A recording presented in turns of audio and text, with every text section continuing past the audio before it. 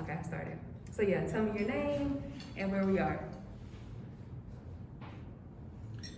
I'm Michelle Barnes, and we are in the gallery of the Community Artists Collective. Great. And tell me what the Community Artists Collective is.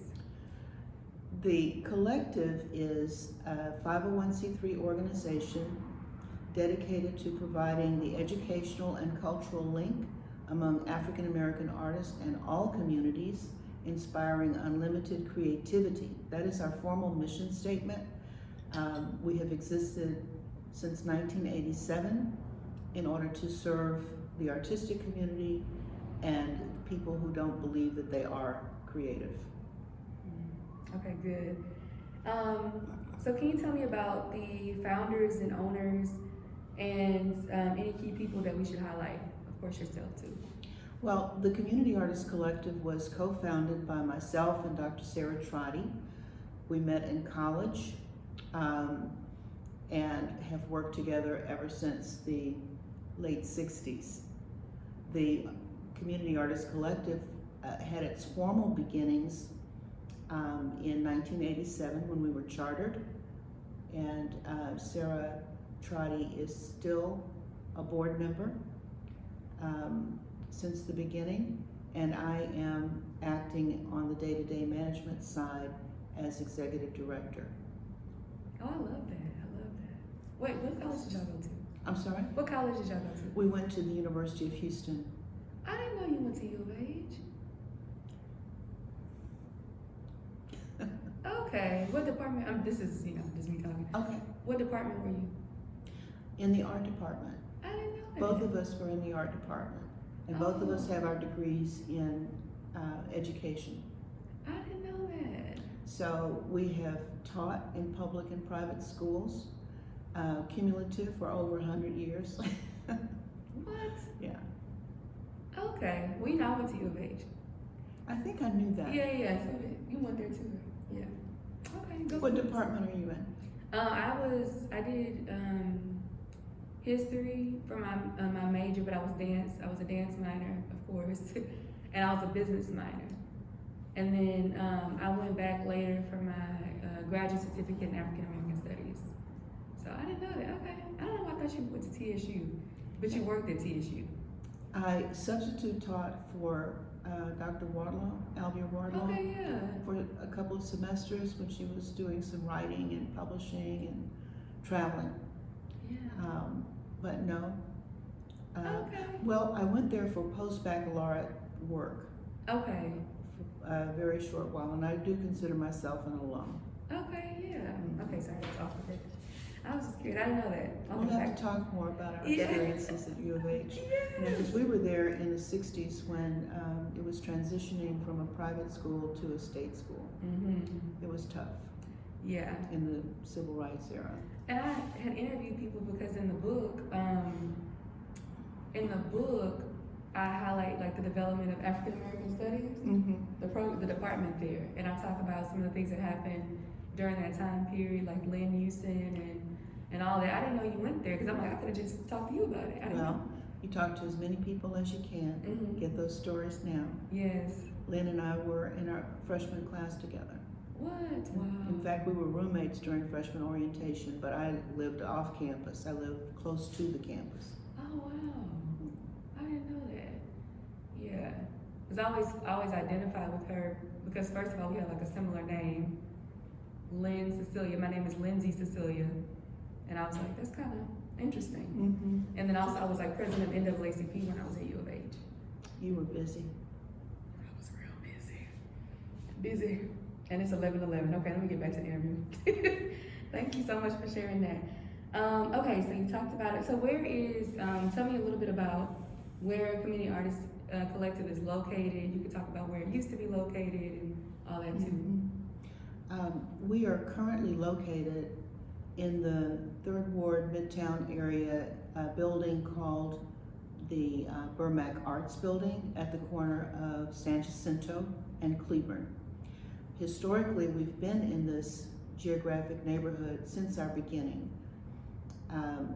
We started doing programs in collaboration with the Ensemble Theater that's on Main Street, We moved to a gallery and workshop space in the Midtown Arts Center in the 80s, early 80s, mid 80s, and in 89 we moved to a building at 1501 Elgin at LaBranche, and that we were there from 89 until 2004. Yes, you were there for a while. Okay. Yeah, I think that's probably why I was showing up in Google with Midtown before. Yeah, well, after we moved out of the building on Elgin because the bricks fell off the wall, though we thought we were going to move back into the building after it was renovated, we moved to the Shrine of the Black Madonna. Then Katrina happened, and the space that we were occupying in the Aquaba Center had to be used for supplies to serve the people who were evacuating from New Orleans during Katrina. So from the Shrine, we moved back to the Midtown Arts Center to the suite 1413. And unfortunately, that is still the first address of reference on Google for our location. Okay, that makes sense. I didn't know all this. I'm living all this history. Can you tell us a little bit? I know you told me a little bit about the history and about the mission. Can you elaborate on that? So telling me things about what makes the collective unique and how it contributes to the overall cultural and artistic, historical landscape of the city. Well, organizing artists is a tough call. Visual artists are pretty solitary, much like writers are. They're not as collaborative as dancers or performers of music or theater. But the idea was to get enough people together to get consensus on what was necessary. And although education is important to Sarah and myself as professional arts educators, that was not a priority of the artists that we were engaging with. They wanted to have a venue to show and sell their work, and not necessarily to be involved in education at all. Though our primary objective was to be able to pay artists. And as you know, through exhibitions, there's no guarantee that any work will sell. And in a community that generally values creativity, but not necessarily values the art that's manifested visually, we just wanted artists to be happy and productive and hopeful. So exhibition became our second priority for the arts community. A big gap was having a place where they could show and sell their work. We heard them, and that's why we're still doing that program. And frankly, it's easier to get support, public money, for exhibitions than it is for education. Sad to say. But we're still very resolute and determined to broaden the educational opportunities for children and adults, so our community can be lifted to know what the arts are really about, and that they, as creative beings, are capable of producing and valuing the visual arts. I love it, I love it. And can you tell me more about some of the programs you have? We have 4 program areas to support our mission. Education is core value.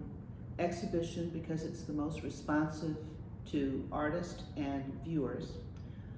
The community development program includes public art, publications, our participation and support of community events and festivals, and cultural heritage and preservation. Our 4th program area is entrepreneurship. Artists are producers. We want artists to be better at their businesses, just as we want our organization to be viable. Beautiful. And what are some of the educational programs? I know you have the quilting and... We have programs in various media because we associate those programs with artists who specialize or favor those media. Quilting, we have here in the space because it's cleaner than, let's say, ceramics or painting. We do offer some drawing, painting, collage workshops from time to time in this space, and we're constantly looking for appropriate spaces to offer other kinds of arts educational experiences for children, adults, families, and other groups. Okay, good. I'm over here just, my mind is, I'm trying to focus. Cause I'm like, yes, thank you. And then my last question, is there anything else that you want to share in general about the collective? This year, 2022, we're celebrating our 35th anniversary and planning for service well into the future, including a succession plan, because those of us who are associated currently are expected to lay, and we expect ourselves to be accountable for creating a foundation of service well into the future. Wonderful, exciting. And how can people stay in contact with you all? What's the website, social media information? The collective website is thecollective.org. There is a lot more detail about the programs that we do and the services that we provide. Otherwise, we're on all social media platforms. So please look for us, follow us, join us, and be engaged in strengthening the arts in Houston and beyond. Yay! Thank you so much. You're quite welcome.